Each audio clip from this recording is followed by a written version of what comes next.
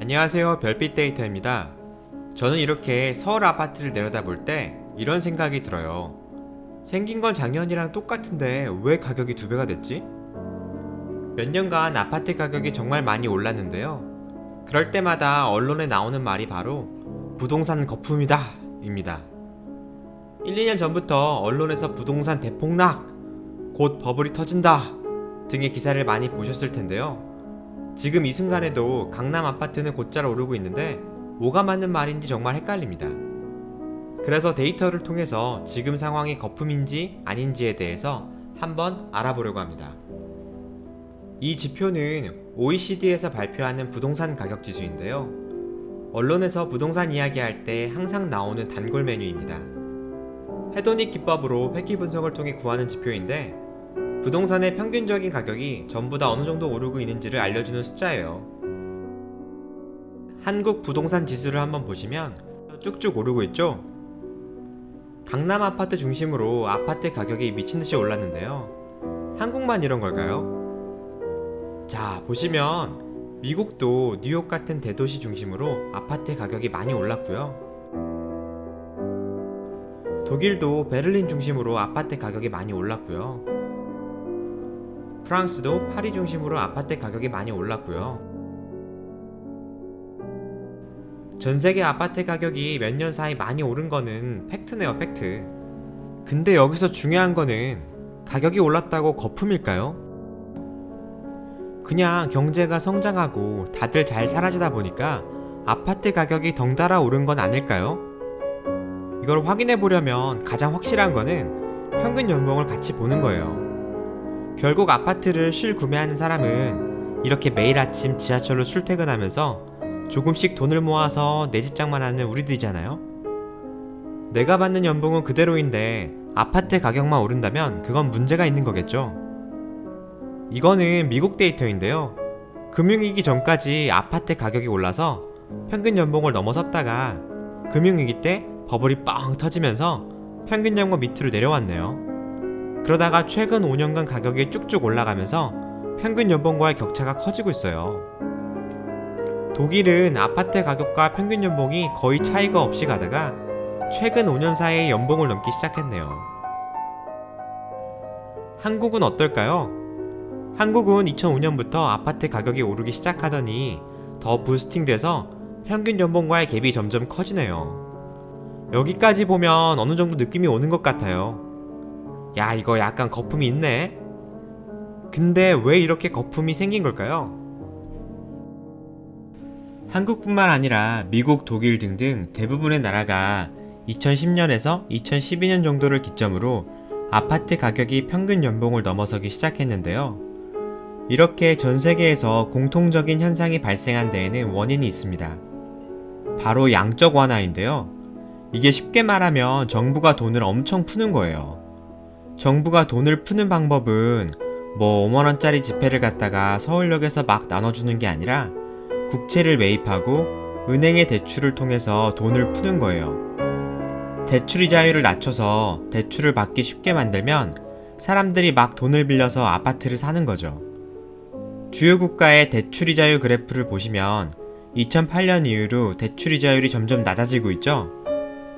미국, 한국, 영국, 프랑스, 독일 등 많은 나라들이 금융위기 이후로 풀악셀을 밟았다가 2017년부터 슬슬 브레이크를 밟기 시작했는데 경기 침체가 올 것 같아서 다시 악셀을 밟은 상황이에요. 근데 사실 더 문제는 이렇게 돈을 많이 풀었는데 생각보다 시장에 돈이 안 도는 거예요. 이 그래프는 통화량 그래프인데 돈을 많이 푼 거에 비해서는 통화량이 엄청 늘거나 하지 않았어요. 이게 왜 그러냐면 금융위기 이후로 기업이나 사람들이 불안해서 적극적으로 돈을 쓰지 않아서 그래요. 기업이 투자를 팍팍 하고 연봉도 올려주고 사람들이 소고기도 많이 사먹고 하면서 돈이 돌아야 경제가 성장하는데 다들 불안하니까 돈을 쟁여두거나 아니면 보통 안전자산이라고 말하는 부동산에 돈을 투자하는 거죠. 그래서 정부가 푼 돈이 경제 성장에 기여하기보다는 부동산 가격 상승에 기여하는 우픈 상황이 돼버린 거죠. 이런 현상을 나타내는 지표는 통화 승수와 통화 유통 속도라는 지표로 파악하는데요. 요 내용은 다음번에 한번 자세히 설명할게요. 근데 각 나라의 정부가 이런 것들을 모를까요? 당연히 알죠. 근데도 이렇게 계속 돈을 푸는 이유는 첫 번째는 당연히 경제성장 때문이고요. 두 번째는 환율, 그리고 수출 때문이에요. 옆에서 돈을 계속 푸는데 우리만 브레이크를 밟는다? 그렇게 되면 시중에 한국 돈이 엔이나 달러보다 덜 풀리는 거잖아요. 그러면 한국 돈이 희소하게 되니까 자연스럽게 한국 돈의 가치가 올라가서 환율은 떨어지고 수출도 떨어지고 경제도 떨어지고 어떻게 보면 각 나라가 치킨 게임을 하는 거예요. 그런데 언제까지 이렇게 할 수는 없으니까 언젠가는 돈 푸는 거를 멈출 텐데 그렇게 되면 아파트 가격이 내려와서 평균 연봉이랑 만날 수도 있겠죠. 그런데 반대로 평균 연봉이 올라가서 아파트 가격이랑 만날 수도 있어요. 사실 이게 전 세계 모든 정부가 원하는 거예요. 모든 나라가 이렇게 돈을 푸는 거는 경제가 빨리 성장해서 사람들의 연봉이 올라가서 이렇게 아파트 가격과 만나게 되면 이거는 더 이상 거품이 아니게 되는 거죠. 근데 이게 정말 어려운 일이에요. 이 그래프는 주요 국가의 실질 GDP 성장률인데요. 최근 GDP 성장률이 높은 국가는 중국 정도이고 나머지는 1, 2%로 낮아요. 게다가 한국은 무던히 노력했지만 결국 2019년 1분기 성장률이 마이너스를 기록했어요. 물론 경제 성장이 원활히 되지 않더라도 평균 연봉선을 높일 수 있는 방법이 있는데 바로 최저임금을 올리는 거예요. 특히 한국은 최근에 이슈가 되고 있는 최저임금을 대폭 올렸는데 이로 인해 평균 연봉선이 어느 정도 오르긴 했어요.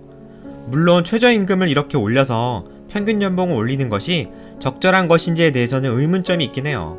왜냐하면 최저임금이 부담이 돼서 자영업이나 소규모의 기업들은 일자리를 많이 줄이고 있잖아요. 이렇게 실직이 된 분들이 평균 연봉 모수에서 빠져버리면 평균 연봉이 오르는 게 아니니까요. 그러나 이 부분에 대해서는 차후에 좀 더 정밀한 분석을 통해서 이야기하도록 하겠습니다. 특히 제가 여기서 정치적인 이야기를 하려 하거나 정책의 시시비비를 가리려는 건 아니니까요. 정리를 해보면 전 세계적으로 양적 완화로 인해 부동산 가격이 너무 올랐는데 부동산 가격과 평균 연봉과의 갭이 점점 커지고 있기 때문에 과거 데이터를 봤을 때 결국 이 갭은 좁혀질 확률이 높다는 겁니다. 그런데 부동산 가격이 떨어져서 갭이 좁혀질지 아니면 평균 연봉이 올라서 갭이 좁혀질지가 핵심인데요. 부동산 가격이 앞으로 어떻게 될지가 궁금하다면 평균 연봉을 계속 찾아보고 최저임금이 어떻게 되나 확인해보고 이 갭이 줄어들 기미가 보이는지를 계속 트래킹 하시면 돼요. 경제나 환율, 양적 완화 이런 것들이 보통 복잡하다고 생각하시는데 이런 식으로 정리해서 하나의 모델을 만드는 거는 사실 전혀 어렵지가 않아요. 별빛 데이터 채널에서 앞으로 이러한 다양한 이슈와 주제에 대해서 이런 분석들을 전달해 드릴 텐데 시청자분들에게 많은 도움이 되었으면 좋겠습니다. 지금까지 시청해 주셔서 감사합니다. 다음에 봬요.